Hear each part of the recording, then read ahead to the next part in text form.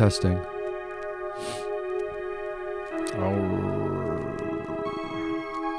All right, so we are approximately 4 days removed from the U.S. presidential election, in which Donald Trump thoroughly destroyed his Democratic challenger, Kamala Harris. I see this as the end of the Democrats as we know it for now. We'll also be talking about the end of the lesser of two evils era, as well as hopefully the death of centrism. After having 4 days to look over the results, I feel like this is less a historic win for Donald Trump and more of a catastrophic loss for Kamala Harris and the rest of the Democrats. And here's why. The obvious answer is that Trump got 3 million votes less than he got in 2020.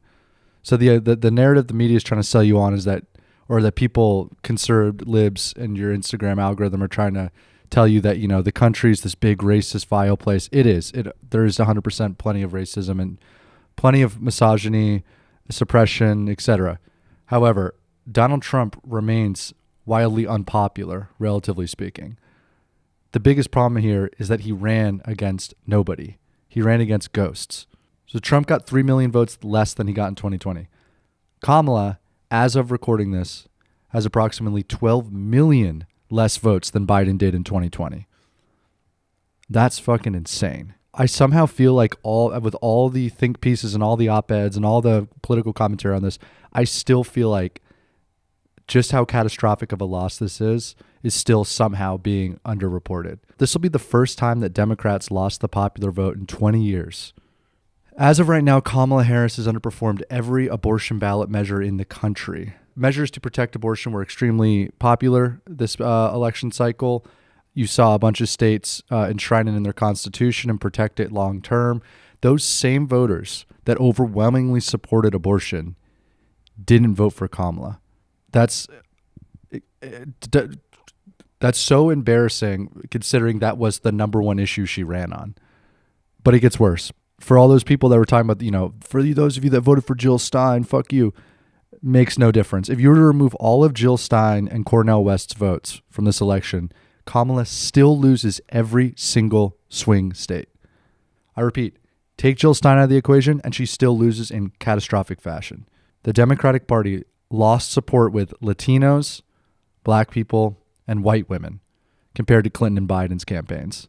This is a thorough repudiation of Kamala Harris's campaign and what the Democratic Party has become in 2024 by the entire country, including with historically liberal safe spaces like California and New York. And right off the bat, I've already get into why. There's 100 reasons why, and we're going to see 1,000 of them published, but I just wanted to get my 4-day thoughts out there. I mean, I think there's two, I'm going to go over two issues. The number one is just an easy one that I think is just so obvious, is that Kamala Harris is a fucking terrible candidate. She always was. She's completely inauthentic. Anyone can see it. Go look at her history as a politician. It's very unimpressive. A lot of people don't remember this, but she was the first one in the 2020 primaries to drop out before a vote was even cast. She dropped out in 2019 and this is despite her raising amongst the most money of any of the other candidates. It was embarrassing then, and now it just makes it's even more embarrassing thinking that Biden would choose her as his VP, and then the entire Democratic Party would just rally around her without a primary, thinking that she even has the slightest chance, as if history would change. But I think the second major reason is because Kamala Harris and the Democrats this election cycle have continued a trend that started in around 2016 and has only gotten worse, and that is running a center-right campaign. There was nothing left-wing about this. She ran a center-right campaign that no one asked for. She went out of her way to vie for the Republican vote, running against a Republican. If you just go through some of her policies, you'll see what I mean. On immigration, she was to the right of Trump's initial border policy.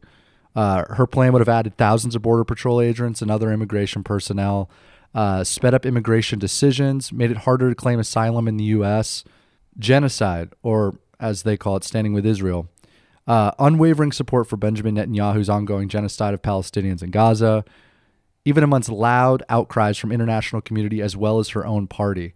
There's some great statistics that show that in particularly Michigan and Georgia, had she just simply embraced a ceasefire, she could have gotten something like 34% more Democratic voters to show up and vote for her, completely ignoring the overwhelming majority of the left that want a ceasefire. We're not even talking about like redoing the entire relationship with Israel long term or publicly calling it a genocide, just simply the lowest bar, a ceasefire. She couldn't attain that. Strength of Israel, neocon, hawkish foreign policy. In terms of the environment, she was pro-fracking. She wanted to open up more fracking leases. And if you remember, she initially in her 2020 primary campaign she was all out against fracking. So a complete reversal of a previous position she once held. And then in terms of like the biggest issue that we're seeing that's coming out of exit polls, the economy. Right now we've got inflation, unemployment, less overall savings in the everyday American's pocket. Biden was not good for the economy. Now, a lot of that had to do with COVID, coming out of COVID. Fair enough. The economists would probably agree with that. However, that doesn't change the way that people feel in a material sense. America was hurting. The economy was not in a great place. And rather than acknowledge that, because she worked for that previous administration, Biden's administration, she had to ignore it or put her head down, buried in the sand, and just say everything was okay. That doesn't work for people that are having a tough time financially. They need at least a tacit acknowledgement that something is not right. And then there's the optics of courting, the support of Dick and Liz Cheney or old Reagan-era Republicans, thinking that this would somehow peel off people on the right. I shouldn't have to tell anyone why Dick Cheney would be potentially cancer to your campaign, any campaign for that matter, whether it's Trump or Kamala. I'm sure that even Trump, when he found out that Cheney endorsed Kamala, was like totally okay with that. This is one of the architects of the Iraq War. This is literally the avatar, the meme of the military-industrial complex. This man is pure satanic evil. And Kamala is not only accepting his endorsement, but advertising it, projecting it. Even having Liz Cheney, Dick Cheney's daughter, a similar neocon warhawk, campaign with her, give speeches on behalf of her campaign. Who is this for? This is for Republicans. This is for center-right Republicans. These people don't vote Democrat, as we saw. They already have a candidate. His name's Trump. Why would a Republican America vote for a watered-down version when the same thing in its full strength is available? And then why would somebody on the left vote for this candidate? This is insane. This makes no sense. There's nothing she's offering for the left. Therefore, why would they vote for her? And you saw this in the abortion measures. People on the left voting overwhelmingly in favor of enshrining abortion laws and protecting abortion rights, at the same time not voting for Kamala Harris. She was not a left candidate. And this brings us to our next bigger issue, is that, and this has been bubbling for a while since Bernie got rat fucked, is that the left in this election had no real representation. And this is what leads me to believe that something I'm maybe excited for is that the lesser of two evils approach seems to be completely null and void at this point. It's too far of an ask. The genocide was already pushing it for, I think, most people, anecdotally speaking, that I was talking to. But to not even meet the left halfway in many other significant issues was just ultimately a slap in the face. I do just want to also take this moment to shout out to high-profile candidates who did embrace the left with their messaging and politics, and that's Ilhan Omar and Rashida Tlaib, who both won handedly their respective races. It goes to show that there is a base for these things, and authenticity and integrity do matter.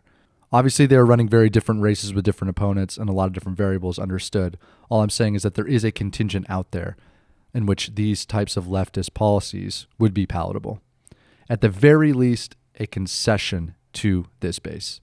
And I feel like this is where I just am left, where it's like this version, this center-right version of the Democratic Party, this extend a hand to the other side, not wanting to, abandoning what they had all this success when they called the other side weird, right? And then they abandoned it out of some sort of good faith approach to bipartisanship or something. It's a cowardice, center-right Democratic Party that is completely infested with outside money from the donor class, Wall Street, you name it, that has been completely neutered, rendered ineffectual. Their inability to project any cohesive vision for this country going forward, something I talked about in the last video I made, predicting this almost exact outcome, is because of the deal with the devil that they made by embracing this neoliberalism approach in which they bow on the altar of the Silicon Valley, the Wall Street, the high money donors, the media class, the intellectual wing of this country, the college-educated white suburban people, basically. Thoroughly hollowed out any sort of progressivism in this party. Why I say Democrats are fucked long-term and why this might be very well the ending of this iteration of the party is that they can't go back. They can't adopt these policies that, Bernie was able to talk about openly because it's in direct conflict with the people that now run the party. You can't have Medicare for all when the health insurance industry is giving you tens of millions of dollars. You can't have a pacifist foreign policy, anti-interventionist foreign policy model when you have oil companies and military industrial complex breathing down your neck and pumping your campaign full of money. Not to mention their extremely cozy relationship with AIPAC that basically has Biden bowing down at the altar of Benjamin Netanyahu and sacrificing children in Palestine so that they can fucking build condos in Gaza one day. So as the dust is settling and the embarrassment of this campaign is being felt across the whole Democratic Party, Bernie Sanders put out a statement that's gone like semi-viral. I'm sure people watching this video have probably got it sent by a friend or saw it in their feed. What I'll say about Bernie Sanders lately is that he definitely did sell out. He's got a lot of ground to make up with the left. He wholly embraced Biden after being rat-fucked, Hillary after being rat-fucked, and then really threw his support behind Kamala in this election. With that being said, he did lay the groundwork once upon a time for a pathway in the future that this party could take if they wanted to court the middle class and working class base. So to hear his sort of post-mortem is valuable, and it's something that I think all Democrats and all people on the left should listen to. Bernie Sanders' overwhelming success in both of his presidential elections were due to three things that the Democratic Party has to adopt going forward, but it probably won't. Integrity. Disentangle yourself from the Wall Streets, the donor class, the Epstein-adjacent elites. That means no Mark Cuban. That means no Beyonce. That means all these Hollywood people, gone. They don't work anymore. They don't give a shit. People in Michigan don't give a fuck about Lady Gaga. Taylor Swift, what good did that vote do? Who gives a shit? Cohesion. Talk about substantive issues that materially affect the middle and working classes. Bernie had a lot of success in his previous campaigns by talking about healthcare and education and building their new systems from the ground up to reflect systems that are successfully used in other Western nations at this very moment. And he did this by tapping into everyday people's anxieties. It's bipartisan to hate healthcare. We can disagree how to fix it, but the idea is he tapped into the very central rage, very similar to the way that Obama did in 2008. And it's important too in the rhetoric and the way in which you do it. A lot of these Democrats nowadays get so bogged down. They get so bogged down in the minutia, the Pod Save America, West Wing style way of talking about these issues where it feels like fucking homework. Calculating a child tax credit that might only last 1 year, that if you do your taxes correctly could save you $6,000 on the back end. If you have one child tax that is XYZ, it's homework. It's means tested, jumping through hoops, red tape, bureaucratic. It doesn't resonate in the same way than to say something as simple as healthcare's fucked, we're going to fix it. You're entitled to healthcare. I don't give a shit if you cannot pass it or if it's like pie in the sky. Give people something to be excited for, something to stand by. Trump did it to resounding success, as if Trump's going to fucking follow through with any of the shit that he talked about. Be real. And then finally, number 3 is populism. Speaking to America's deeply held resentments towards the people that are fucking them in this country. Understand their anger. Billionaires are not your friends. Wall Street are not your friends. Mark Cuban, Mark Zuckerberg, Elon Musk can go fuck themselves. Class should be the only paradigm in which every single issue is projected through. It's bipartisan. Everyone understands it. Go to any state and they will understand exactly what you're talking about. It's the thing that bonds all of us. Sexual orientation, race, ethnicity, gender, etc. Those are the 3 things that Bernie had resounding success with in his first 2 campaigns. And it's those 3 things that if the Democrats adopted, I think would have a turnaround effect on this party. However, I don't think it's possible given their cozy relationship with these same Wall Street and billionaire fucks. And that's why I really do think, not to get too fantasy pie in the sky here, but I think this is going to take a brand new party. I think, honestly, whether it's the Green Party, Independents, Socialist, Communist Party, whatever, something new has to happen. And I think this might be the only way that it will happen. It'll take years to accomplish, but I think a change in a new direction and a complete demolition of the two-party system needs to start occurring yesterday. Centrism as a concept and a political strategy should be dead in the water. And we should laugh at anyone who takes that serious now. But at the end of the day, this is all wishful thinking. This is me just kind of getting thoughts and ideas out. This Democratic Party ain't going to change shit. It's the same corporate politicians will ascend. I hear it's Gavin Newsom's turn next. Hillary's still of age. She might run. Who knows? These people are anointed.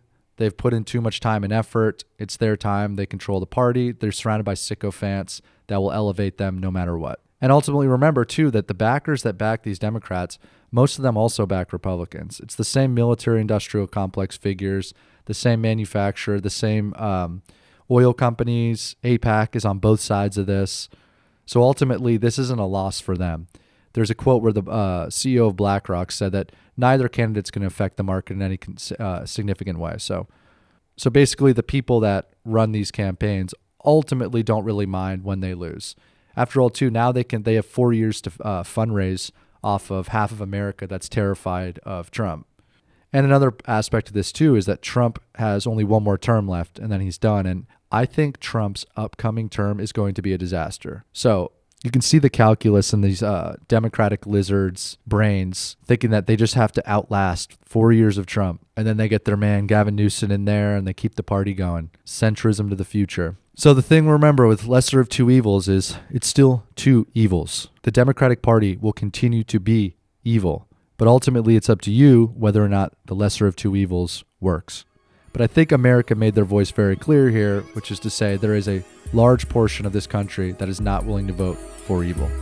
And that is a good thing.